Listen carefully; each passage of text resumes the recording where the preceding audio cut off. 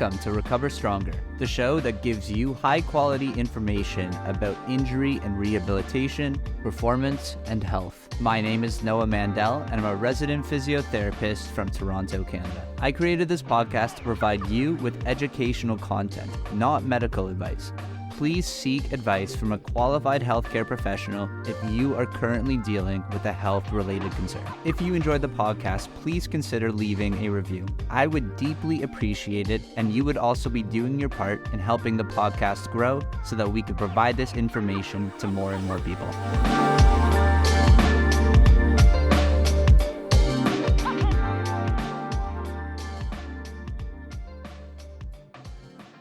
Hi everyone, welcome back. As you may have noticed, the name of the podcast has changed. I accidentally took the name that someone else has been going by since 2014, so the podcast is now named Forward Physio. I think this is a bit of a blessing in disguise because I like this name anyway because it's all about moving the physiotherapy profession forward, which is what this podcast is all about. So I'm still figuring things out, but at the end of the day, what is most important in my opinion is the value that I bring to all of you. With that said, today's episode is a chat I had with Angus Bradley. Angus is a strength and conditioning specialist from Australia. He is well known on social media for cutting through a lot of the nonsense that is in the fitness industry, but I was blown away by my conversation with him. I had Angus on because I loved his perspective that he shared on Instagram, but admittedly, I had not yet listened to his podcast. So when I spoke to him, I was blown away by how brilliant and well-spoken he is. This conversation was originally filmed for Instagram, and in fact, this exact conversation is the reason you are now listening to this on whatever podcast platform you are on. It was actually Angus who convinced me to get into producing some more long-form content. With that said, I had not yet purchased any fancy podcasting equipment. I did my best with the editing of the audio. Angus's is pretty good. Nonetheless, I hope you value what Angus offers in this episode over the quality of the audio because it is well worth the listen. As a physio and a strength and conditioning coach, myself and Angus discuss what it's like to post on social media, and Angus also provides a brilliant and refreshing take on fitness that any gym goer or coach needs to listen to. With that said, I bring to you Angus Bradley. Yeah, it's been great. Just back from Amsterdam and then just fucking relaxing for a week and then get into some proper training because that was part of the intention for the month. Like big month of work, but then also just get away from all the distractions back home and dive into some training with the boys. Ooh, I don't know anyone that's ever been to Amsterdam for work, so kudos to you. Oh, honestly, probably wasn't as productive as I thought it would be in hindsight, but I'm glad I put myself to the test to see how much I can balance both of those worlds. Good. I'm glad there was a balance then. You just got to have a space that you can retreat back to where you got some privacy and then you're totally in control. It's just when you're traveling with other people, that's when working and partying is a lot harder to coordinate. That's why solo travel is the way. Yeah, man. It's a good life that you built for yourselves. It's getting there. I actually like it so much. I get a lot of anxiety because it hasn't been going for that long. Like, when will this come to an end? But I've been told by my therapist, as long as I express gratitude for it daily, then if it all goes away, I won't be sad when it's gone, or as sad. Okay. Interesting.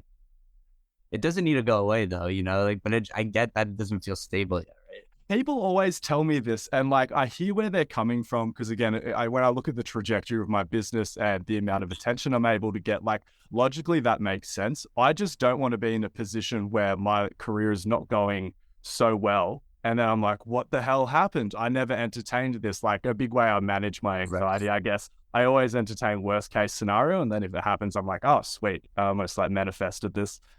For sure. That makes sense too. I mean, you also have this whole... It's not just the social media shit that you depend on, right? You already have a clientele that comes to you and that trusts you. So at least that was the thing though. It was September last year where I wrapped up my face-to-face business. Or the idea was I sacked all my clients in Sydney who I had for years. I loved them very much, but it was just so I could move back to my hometown with the intention to start up a face-to-face business there. But then by sort of going full tilt into the education side of things and pushing the online thing, a little bit harder. There's just been all these opportunities. And like ultimately, if you want to build a really good face-to-face business, you have to be present. You have to be showing up day in, day out. That's how I built my face-to-face business in Sydney. But with all the travel and stuff like that, it has been interesting to be like, yeah, come train with me. But then, I'm gone for 3 months. We've spent like 2 weeks training together. So sort of just giving myself the next 2 years to go all in on the traveling, education and content creation side of things. And Yeah. with the idea of like opening up a gym in my hometown in 5 years, but I'm a long way away from that. So we'll see. So Sydney's not the hometown. No, so I'm from a town, Wollongong, coastal town about an hour and a half south of Sydney, and it's sort of a university town. Like it's right in that spot of small city, big town sort of vibes, and it's close to some like amazing beaches and yeah. That's so nice. Where I have a bunch of those that are surrounded around Toronto. Like I went to one of those towns, except they all look like shit and there's no beaches. Yeah, so that's one difference. That's the magical thing about Wollongong. It's called sort of where the mountains meet the sea. So it almost feels a little bit like Hawaii because there really is just like a very finite amount of space in the town, which is bad for real estate prices, but your boy might be able to get in there if I get enough Instagram clout. Yeah, that's the goal. That's the goal. You're doing really well on Instagram. Yeah, it is getting there. But then again, like you start paying attention to how other people are doing. And like, I was talking with my mentor, Jamie Smith, just about the hedonic treadmill, like the dopamine spike that 500 likes used to get. Then you're like, it just doesn't feel the same anymore. Yeah. More. Yeah. But then also trying to lean into the dopamine component reward system of social media without just being like your classic sort of guru who's just like, I've got to say something to get people riled up. Yeah. But I feel like there's like that fine line. Like sometimes I've heard people say that they don't want to be shallow and pedantic. Shout out to Family Guy. Have you ever seen that episode? Yeah. Where they're like, I don't want to like just make my content so that it's like grabby and stuff because I don't want to succumb to it. But it's like, if you have a good message, I don't see anything wrong with that, and that's the key thing. A lot of people just equate it with being evil, but I think you could really help people if you also are able to master the attention grabbing thing. Yeah, that's very like Machiavellian of you. Are you familiar with Machiavellian, like his book? Not too much, obviously like you've heard some theories and some and the name a ton of time, but like it's been mischaracterized. Like a lot of people view it as like the pocket manual for people like Donald Trump or Putin and like all these tyrants. But the book was actually designed because Machiavelli was like an advisor to the throne sort of thing. And he noticed whenever any sort of really nice person got into power, they'd just be trampled over. And he was like, look, it's not about having good intentions. It's about like actually having an impact on the world. And he's like, if you sort of look at the tyrannical playbook of all these sociopaths, like whether they're good or bad, they're very, very effective at like achieving stuff and having an impact. Is like we can learn from their tool belt sort of thing. And I'm sort of that view with social media as well. You have to try to be like this benevolent guru. It's like it is actually worth being charismatic so you can get that attention, because at the end of the day, like most people get their fitness information from social media. So if you want to educate the masses and have an impact rather than just being like, there's all these evidence-based educators on Instagram. I hear them be like, oh my God, like no one wants to hear my long form, my educational content. It's like, when did social media give you that idea? It's like, there's actually a really well-established place for that information where people are actively seeking it out. It's called working in academia. But then you get people who've like, accumulated all these followers making memes. And it's like, you were making fucking cartoons. Why do you expect people to get onto your long form educational stuff? It's 100%. Interesting. 100%. And honestly, like I'm realizing now people are following me for like whatever I've been doing, like everybody will follow you because like some people will gravitate to what you're doing. And now that I started to do these interviews, people aren't following me for that. So I need to figure out a way to make it sort of tailored to why people are already following me, because I think it's good content, right? But that doesn't fucking matter, because if it doesn't grab attention, then, I'm doing it and it's great. I love it. And I think it's meaningful. And the few people that watch it, they'll get something out of it. But if I wanted to have more of an impact, I do have to figure out how to do that. And I don't think just sitting here whining about, why isn't it working for me? Like, why don't they want to just sit here and watch a 4-minute video on Instagram? Nobody does that. Exactly, right? Like it's so much friction. Like you're probably already listening to music in your headphones. If you think about the state that people are in, they're probably doom scrolling in bed. To stop what's playing in their headphones, stop that momentum that people get from scrolling, because it is such a momentum driven thing. It's like, yeah, it is pretty unrealistic. I really try to delineate, especially in my mentorship, between having a social media presence, which is just like your soapbox and your megaphone to shout through, and then having your content reservoir, which is something that's either a podcast or a YouTube channel, something that's like indexable. Because back to even talking about the way people consume content on social media, it also has to marry up with your strategy with how content is stored and indexed on a sort of platform. It doesn't matter how much effort you put into a post, it's gone in 24 hours in any sort of social media platform. Even if they save it, right? It's really hard to categorize all that information. So they're still scrolling back ages to find it. If you put that same amount of effort into a YouTube video, that is indexable, it's searchable, it's there 5 years down the road. If someone wants to search it out, they're like, man, that's the best piece of content I ever saw. So I think the thing as well that people overestimate is you can get a lot of dopamine and like a lot of good feelings from all the double taps that you're getting. But if you think about the way that you double tap things, most of the shit I double tap, I don't even consume. It's just like me supporting my mates. And I'm not even having any reaction. My pupils aren't dilating.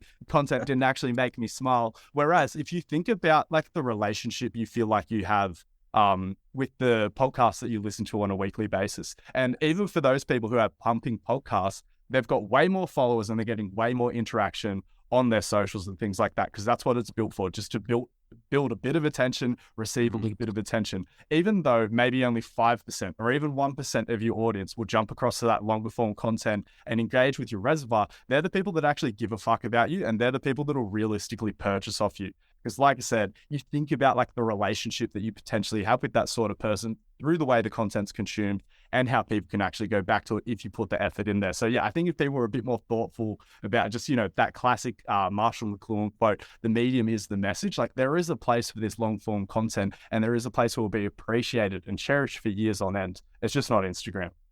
Yeah, that is such a good point. And it's so true. Whenever you listen to a podcast, when you find those person's posts on Instagram, you are more engaged with it because 100%. you already have way more of a connection with that person. You probably got their voice going on in your ears. Like think about like having someone keep you company while you're doing your work for an hour every single week. Like I'm so grateful for all the podcast consumption me and my brother get. Because like I said, I know how much I love all the podcasts I listen to on a weekly basis. And to get some of that sort of feeling back is like big dopamine spikes for me. That's amazing.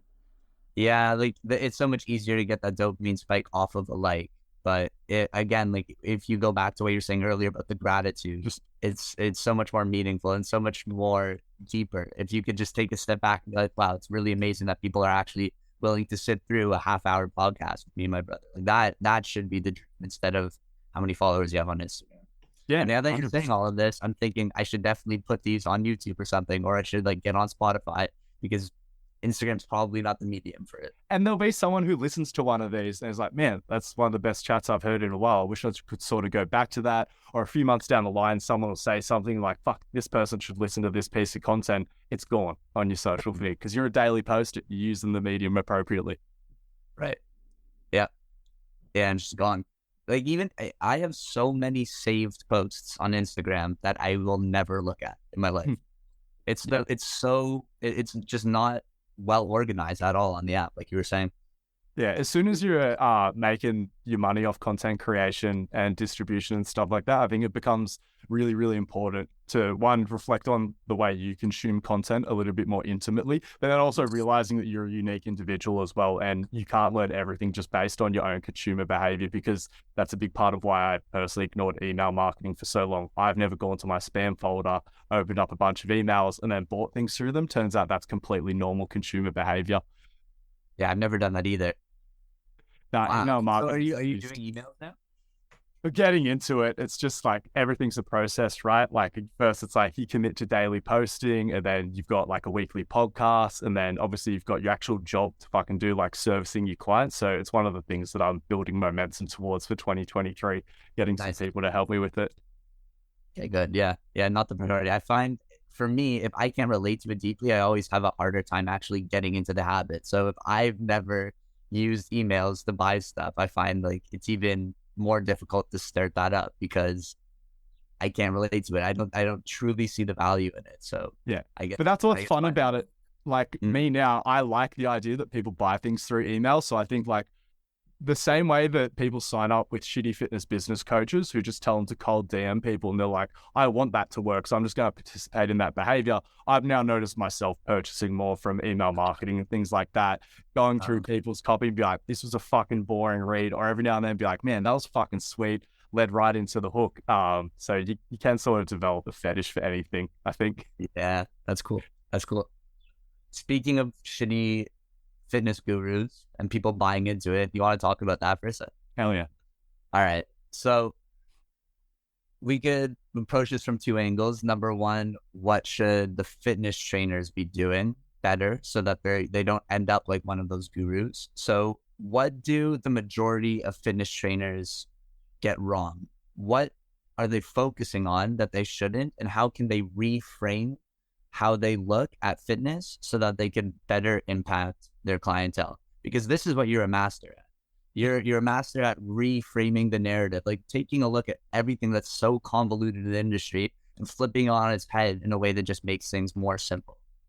Yeah, this is a line of thinking I got from James Smith, the thinker, I guess Nassim Taleb, and like through the writings and appropriation of Nassim Taleb's messaging, Mladen Jovanovic.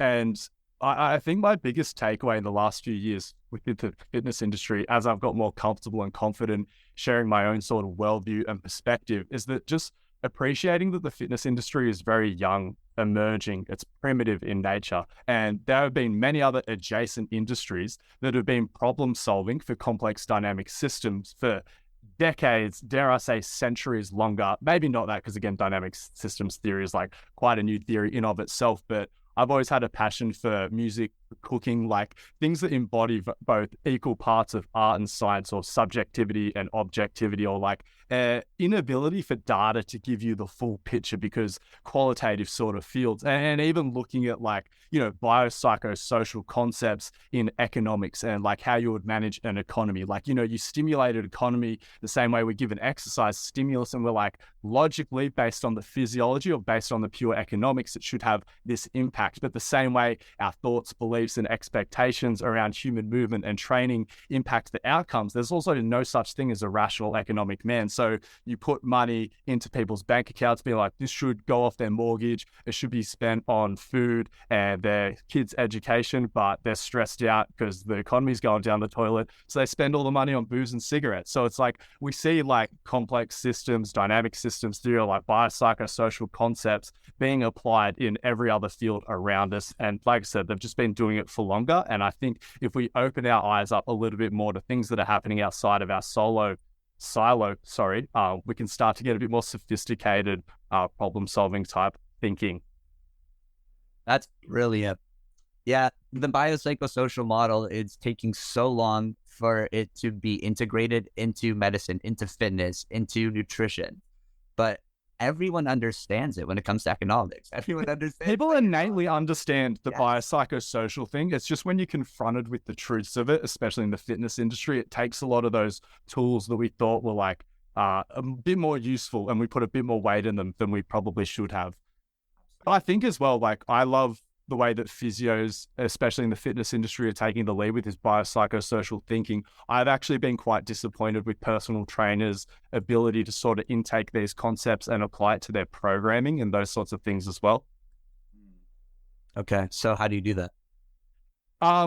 You just start engaging with your clients a little bit more directly and be like, what do you think about this plan? It's not up to me to write you an optimal training plan. It's about their perception of the plan and what they think it's going to do to their body. Like John Kiley talks a lot about these concepts, and I've sort of borrowed a lot of his thinking on this topic. But yeah, it's like, I do not need to be so attached to the program I write for my client. And I also need them to empower them to be confident, to communicate their needs and their feelings about the programming towards me. And then just meeting them a bit halfway. Now, I'm not saying it's just completely like getting the client to coach themselves, but it's definitely a lot more collaborative. And again, if you look at trends in the fitness industry, it's sort of shifted from I'm the master guru, I'm going to save you, to that hero's journey where everything is a little bit more collaborative. And you realize it's the client that's got to do the work. I'm just sort of there to remove a few barriers or help them clear some obstacles a little bit easier. Beautiful. Yeah. So this collaboration is key. And you have this whole perspective of sort of fuck optimal. And that is because we're people and we're influenced by our thoughts, our feelings, our emotions, by our culture around us. So optimal would be great, but we're not robots and we can't always subscribe to the perfect program. And it's the same thing like you were saying with economics. Like ideally you'd be allocating your money perfectly, but nobody does that because we're emotional beings. Yeah, So because people talk about like the physics of it, which ultimately is underpinned by mathematics. And then again, you look at music, which people just accept as such an art form, but at the end of the day, all that Western scale is underpinned by mathematics. So in theory, like with music, you should be able to put together a song, be like, this is the most consonant sound you've ever heard. There's no way anyone could not like this. But again, you play it to a whole bunch of different people and they're going to have a whole bunch of different reactions to it. right. There is a science to it, but it doesn't always apply to everybody. And there is a qualitative aspect. There is an emotional, human aspect of it. Same with cooking as well. Like, you know, we understand like food science, the way certain flavors go together, light up different parts of your palate. But then like, what's that fruit? Oh, it's that Asian fruit. Oh God, I've lost it. It was the perfect reference for this. But yeah, again, there's no such thing as objectivity outside of the individual perspective. We could talk about cilantro, I guess, or something like that. Yeah, that's a good one. Yeah. It tastes like soap to me too. Okay, I love it. See, there you go. Oh, right. There you go. Yeah, that's so fun. But tomatoes, I cannot do. They taste like vomit to me. There's no way tomatoes taste the same for everybody because if they do, the majority of the world are psychopaths, in my opinion. Yeah, exactly. Yeah, no one is experiencing what you're experiencing with a tomato at a population level. Definitely not. Definitely not. Okay, so then how do you try and have a conversation with clients if they come to you and they're like, I want a program that's perfectly optimal, that's going to get me completely shredded, that's going to make me lose 20 pounds of body fat. And they're immediately just thinking about the results and they want the perfect plan of how to get there. And in their mind, they think they can adhere to it 100% because a lot of people that start fitness are thinking like that.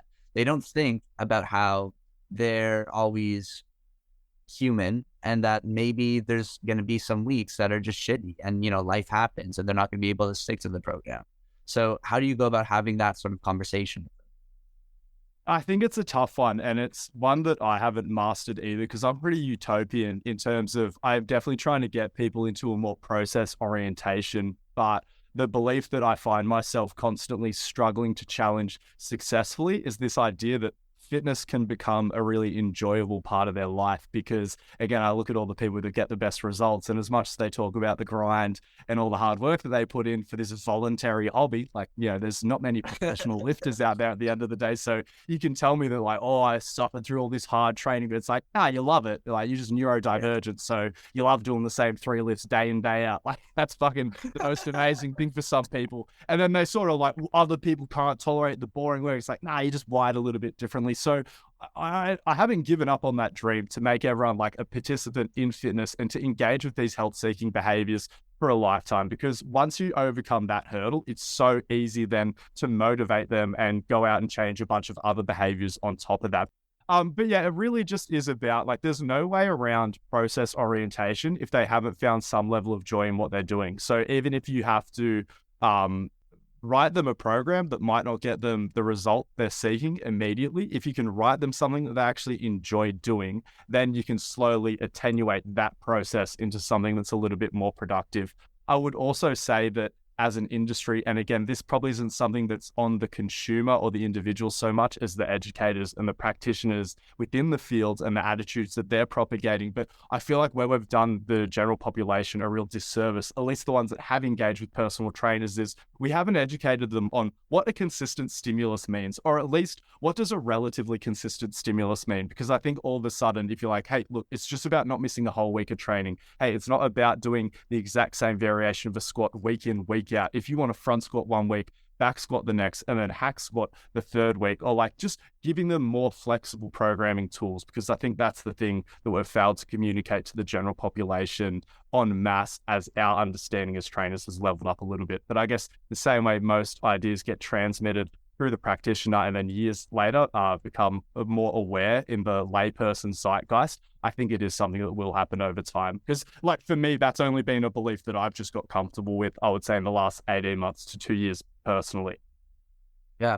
And I would say the same for me. I don't think that's something that I originally thought of getting into fitness, getting into even physio.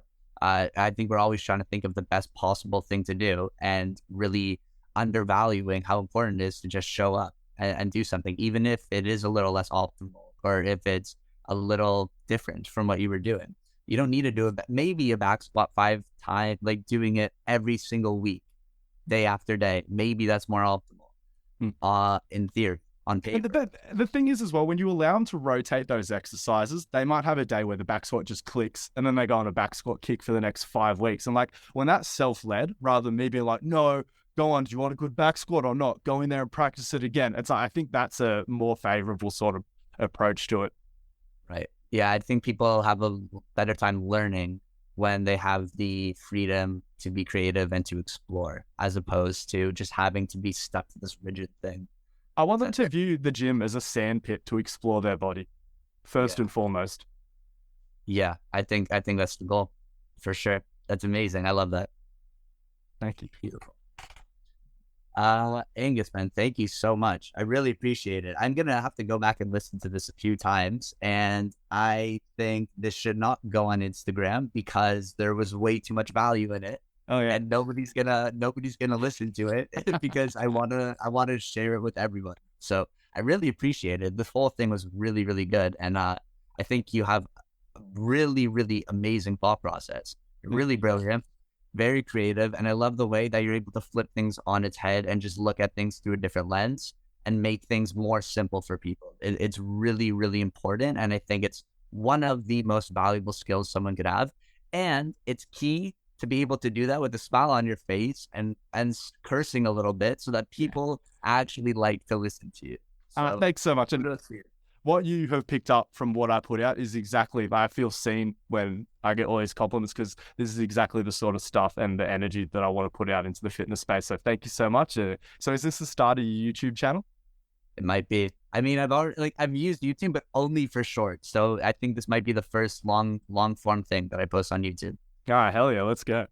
Yeah, man. I appreciate it. Thank you for giving me that little tidbit of wisdom. Like, don't only use Instagram because you're right. You're definitely Sorry, right. I expect you to take me out for a drink when you've hit 10,000 subscribers and I'll make my way to Canada eventually.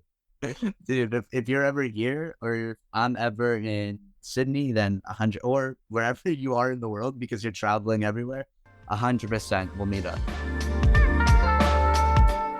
Thank you once again for listening to the podcast. If you enjoyed it, please consider leaving a review.